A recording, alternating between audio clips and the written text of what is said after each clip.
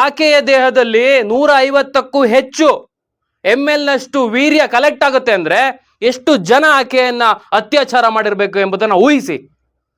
ತಾಯಿ ಹೊಟ್ಟೆಯಿಂದ ನೀನು ಜನ್ಮವನ್ನ ಪಡೆದು ಅಕ್ಕ ತಂಗಿಯರೊಡನೆ ನೀನು ಬೆಳೆದು ನೀನಿಂತ ಅಮಾನುಷ ಕೃತ್ಯಕ್ಕೆ ಕೈ ಹಾಕ್ತೀರಿ ಅಂದ್ರೆ ಎಂತ ಹೇಸಿಗೆ ತಿನ್ನೋರಾಗಿರ್ಬೇಕು. ನೀವು ಬದುಕೋದಕ್ಕೆ ನಿಜಕ್ಕೂ ನಿಮ್ಗೆ ಅರ್ಹತೆನೇ ಇಲ್ಲ. ಅದ್ವಾ ಟಿವಿಯ ಎಲ್ಲ ವೀಕ್ಷಕರಿಗೂ ನಮಸ್ಕಾರ. ನಾನು ನಿಮ್ಮ ಸೂರ್ಯಪ್ರವೀಣ್. ವೀಕ್ಷಕರೇ, ಒಂದು ಬೆಚ್ಚಿ ಬೀಳಿಸುವಂತ ಆಘಾತಕಾರಿ ಸುದ್ದಿ. ಇತ್ತೀಚೆಗೆ ಪಶ್ಚಿಮ ಬಂಗಾಳದಲ್ಲಿ ಒಂದು ಆಸ್ಪತ್ರೆಯಲ್ಲಿ ಒಬ್ರು ವೈದ್ಯರನ್ನ, ಮಹಿಳಾ ವೈದ್ಯೆಯನ್ನ ಸಾಕಷ್ಟು ಜನರು ರೇಪ್ ಮಾಡಿ ಕೊಲೆ ಮಾಡಿರುವಂತಹ ವಿಚಾರ ಬೆಳಕಿಗೆ ಬಂದಿತ್ತು. ಆದರೆ ಈ ವಿಚಾರವಾಗಿ ಕೇಸ್ ದಾಖಲಾಗಿರಲಿಲ್ಲ. ಆಮೇಲೆ ಅದು ರೇಪ್ ಆಗಿದೆ ಎಂಬುದು ದೃಢಪಟ್ಟಿರಲಿಲ್ಲ. ಅದ್ರ ಮೇಲೆ ಯಾವುದೇ ರೀತಿಯ ಕಂಪ್ಲೇಂಟ್ಗಳಾಗಿರಲಿಲ್ಲ. ಸ್ವತಃ ಆ ವೈದ್ಯಕೀಯ ಕಾಲೇಜಿನ ಪ್ರಿನ್ಸಿಪಲ್ ಅಲ್ಲಿಂದ ಸಸ್ಪೆಂಡ್ ಆಗಿ ಇನ್ನೊಂದು ಕಾಲೇಜ್ಗೆ ಜಾಯಿನ್ ಆಗ್ತಾನೆ. ಅಂದ್ರೆ ಅವನ ಮೇಲೂ ಕೂಡ ಕ್ರಮ ಆಗೋದಿಲ್ಲ. ಅವನೊಂದು ಹೇಳಿಕೆ ಕೊಡ್ತಾನೆ, ಯಾವುದೇ ರೀತಿ ರೇಪ್ ಆಗಿಲ್ಲ, ಯಾಕೆ ಇದು ಸಹಜ ಸಾವು ಅಂತ. ಆ ನಂತರ ಆತನನ್ನ ಇನ್ನೊಂದು ಕಾಲೇಜಿಗೆ ವರ್ಗಾಯಿಸಲಾಗುತ್ತದೆ. ಅವನ ಮೇಲೆ ಯಾವುದೇ ರೀತಿಯ ಕ್ರಮ ಆಗೋದಿಲ್ಲ, ಆಕ್ಷನ್ ಆಗೋದಿಲ್ಲ. ಈಗ ಬಂದಿರುವಂತಹ ಆಘಾತಕಾರಿ ಸುದ್ದಿ ಏನಂದ್ರೆ, ಈ ಘಟನೆಗೆ ಸಂಬಂಧಪಟ್ಟಂತೆ ಆ ವೈದ್ಯಕೀಯ ಏನು ವೈದ್ಯ ಇದ್ರು, ಆ ಮಹಿಳೆ ಏನಿದ್ರು, ಅವ್ರ ಮೇಲೆ ರೇಪ್ ಆಗಿರುವಂಥದ್ದು ದೃಢಪಟ್ಟಿದೆ.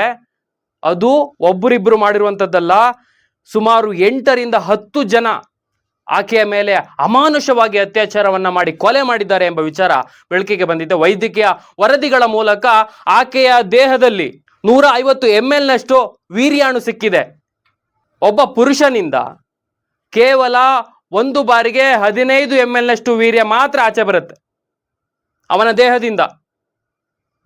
ಆದರೆ ಆಕೆಯ ದೇಹದಲ್ಲಿ 150ಕ್ಕೂ ಹೆಚ್ಚು ml ನಷ್ಟು ವೀರ್ಯ ಕಲೆಕ್ಟ್ ಆಗುತ್ತೆ ಅಂದ್ರೆ ಎಷ್ಟು ಜನ ಆಕೆಯನ್ನ ಅತ್ಯಾಚಾರ ಮಾಡಿರ್ಬೇಕು ಎಂಬುದನ್ನು ಊಹಿಸಿ. ಅತ್ಯಾಚಾರವನ್ನ ಮಾಡಿ ಯಾವ ರೀತಿಯ ಅತ್ಯಾಚಾರವನ್ನ ಮಾಡಿ ಯಾವ ರೀತಿಯ ಕ್ರೌರ್ಯವನ್ನ ಮೆರೆದು ಯಾವ ರೀತಿಯ ಹಿಂಸೆಯನ್ನ ಮಾಡಿದ್ದಾರೆ ಎಂಬುದನ್ನ ನೀವು ಯೋಚಿಸಿ. ಆದ್ರೆ ಅವರ ಮೇಲೆ ಯಾವುದೇ ರೀತಿ ಕ್ರಮ ಆಗೋದಿಲ್ಲ, ಯಾವುದೇ ರೀತಿಯ ಕಂಪ್ಲೇಂಟ್ ಆಗೋದಿಲ್ಲ. ಸ್ವತಃ ಕಾಲೇಜಿನ ಪ್ರಾಂಶುಪಾಲ ಹೇಳ್ತಾನೆ ಇದೊಂದು ಸಹಜ ಸಾವು ಅಂತ. ಆ ವಿಚಾರವಾಗಿ ಸಾಕಷ್ಟು ವೈದ್ಯಕೀಯ ವಿದ್ಯಾರ್ಥಿಗಳು, ಡಾಕ್ಟರ್ಗಳು ಧರಣಿಯನ್ನ ಮಾಡಿದ್ರು, ಸ್ಟ್ರೈಕ್ ಅನ್ನ ಮಾಡಿದ್ರು. ಆದ್ರೆ ಈ ಒಂದು ಬೆಚ್ಚಿ ಬೀಳಿಸುವಂತಹ ಸುದ್ದಿ ಇವಾಗ ಆಚೆ ಬರ್ತಾ ಇದೆ. ವೈದ್ಯಕೀಯ ರಿಪೋರ್ಟ್ ನಲ್ಲಿ ದಾಖಲಾಗಿರುವಂತೆ 150 ml ಹೆಚ್ಚು ವೀರ್ಯಾಣು ಪತ್ತೆ ಆಗಿದೆ ಆಕೆಯ ದೇಹದಲ್ಲಿ. ಏನ್ರಿ, ಎಲ್ಲಿಗೆ ಹೋಗ್ತಾ ಇದೆ ಸಮಾಜ? ಎಲ್ಲಿಗೆ ಹೋಗ್ತಾ ಇದೆ ಸಮಾಜ? ಇಂತಹ ಕಾಮ ಪಿಚಾಚಿಗಳಿದ್ದಾರ ನಮ್ಮ ದೇಶದಲ್ಲಿ? ಇಂತಹ ವಿಕೃತ ಮನಸ್ಸಿನ ಜಿಹಾದಿಗಳಿದ್ದಾರ ನಮ್ಮ ದೇಶದಲ್ಲಿ? ಇಂತಹ ಕ್ರೌರ್ಯವನ್ನ ಮೆರಿತಾರ ಒಂದು ಹೆಣ್ಣಿನ ಮೇಲೆ? ತಾನು ಒಂದು ಹೆಣ್ಣಿನ ದೇಹದಿಂದ ಜನ್ಮವನ್ನ ಪಡೆದು, ತಮ್ಮ ಮನೆಯಲ್ಲಿ ಕೂಡ ಹೆಣ್ಣಿದ್ದು, ತಾಯಿ ಹೊಟ್ಟೆಯಿಂದ ನೀನು ಜನ್ಮವನ್ನ ಪಡೆದು ಅಕ್ಕ ತಂಗಿಯರೊಡನೆ ನೀನು ಬೆಳೆದು ನೀನಿಂತ ಅಮಾನುಷ ಕೃತ್ಯಕ್ಕೆ ಕೈ ಹಾಕ್ತೀರಿ ಅಂದ್ರೆ ಎಂತ ಹೇಸಿಗೆ ತಿನ್ನೋರಾಗಿರ್ಬೇಕು. ನೀವು ಬದುಕೋದಕ್ಕೆ ನಿಜಕ್ಕೂ ನಿಮ್ಗೆ ಅರ್ಹತೆನೇ ಇಲ್ಲ. ಆದ್ರೆ ಇಲಾಖೆಗಳು, ಸರ್ಕಾರಗಳು ಕಣ್ಮುಚ್ಚಿ ಕೂತಿವೆ. ಅವರ ಮೇಲೆ ಕ್ರಮ ಆಗೋದಿಲ್ಲ, ಯಾವುದೇ ರೀತಿಯ ಕ್ರಮ ಆಗೋದಿಲ್ಲ. ಇದನ್ನ ಅದ್ವಾ ಟಿವಿ ಸುಮ್ಮನೆ ಬಿಡೋದಿಲ್ಲ ವೀಕ್ಷಕರೇ. ನಾವು ಹೋಗ್ತೇವೆ ಸಮಾಜಕ್ಕೆ, ಸಮಾಜದ ನಡುವೆ ಹೋಗಿ ಪ್ರಶ್ನೆ ಮಾಡ್ತೇವೆ. ಇಂತಹ ಅಮಾನುಷ ಕೃತ್ಯಗಳು ಎಲ್ಲೂ ನಡಿಬಾರ್ದು. ನಮ್ಮ ದೇಶದಲ್ಲಿ ಅಷ್ಟೇ ಅಲ್ಲ, ವಿಶ್ವದಲ್ಲಿ ಎಲ್ಲೂ ನಡಿಬಾರ್ದು.